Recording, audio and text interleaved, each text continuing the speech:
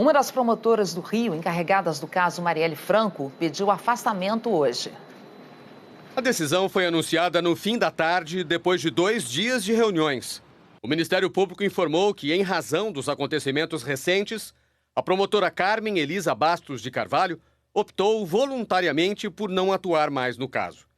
Carmen Elisa foi uma das promotoras do GAECO que pediram à Justiça a inclusão dos áudios do condomínio de Jair Bolsonaro e a perícia dos áudios no processo. Ela participou da entrevista coletiva do MP na quarta-feira para dizer que a voz que aparece na gravação é a de Rony Lessa, o acusado de matar Marielle e Anderson, e não a voz do presidente Jair Bolsonaro. As promotoras informaram que a prova técnica desmentiu o depoimento que o porteiro deu à polícia, dizendo ter ligado para a casa 58, a do presidente. O Jornal Nacional mostrou na terça-feira que o depoimento do porteiro não condizia com a realidade, porque Jair Bolsonaro, então deputado, estava em Brasília naquele dia e registrou presença em 2 votações.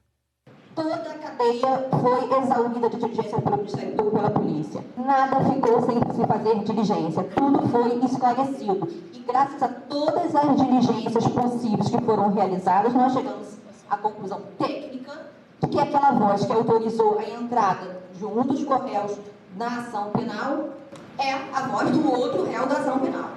Os questionamentos sobre a imparcialidade da promotora no caso surgiram depois que apareceram fotos em que Carmen Elisa apoiou a candidatura de Jair Bolsonaro à presidência.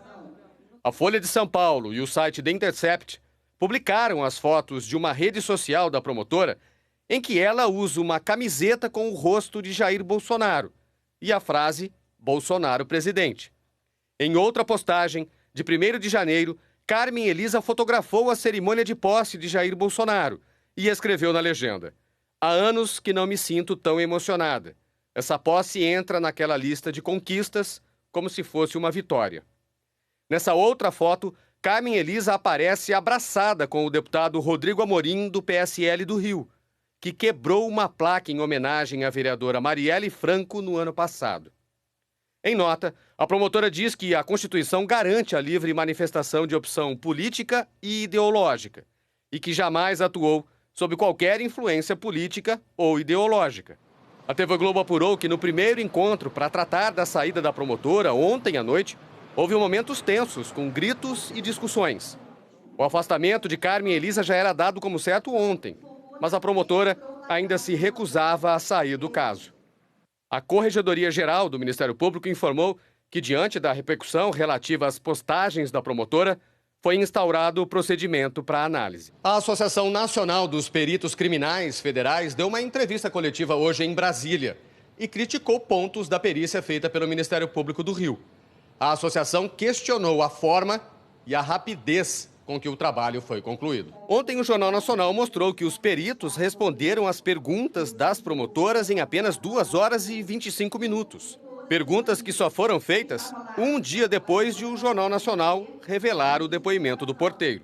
Foi uma análise muito superficial, né? Não contemplou todos os vestígios disponíveis e foi feito de uma forma muito célere, né? Então, talvez fosse necessário um aprofundamento maior, colher outros tipos de vestígios, sejam eles os vestígios físicos que estavam na guarita, computador, circuito interno de TV, né, uma identificação de locutor talvez mais robusta. O Ministério Público, nesse caso específico, flexibilizou o conteúdo probatório, poderia ter feito um pedido de perícia oficial para os órgãos competentes, ou Polícia Civil ou Polícia Federal, a depender da abrangência do caso. A Associação Nacional dos Peritos Criminais criticou ainda a forma como o arquivo foi manuseado desde o dia do crime. É preocupante do ponto de vista da análise da perícia, né? A gente entende aquilo como uma evidência que precisa ser apurada dentro do bojo de uma investigação e qualquer contato com essa evidência antes do exame pericial é sempre temerário. É como um local de crime que você tem um corpo e você movimenta o corpo, muda ele de lugar. O Ministério Público do Rio informou que a voz do porteiro não foi objeto de perícia na ação penal e que isso ainda será tratado em outras diligências.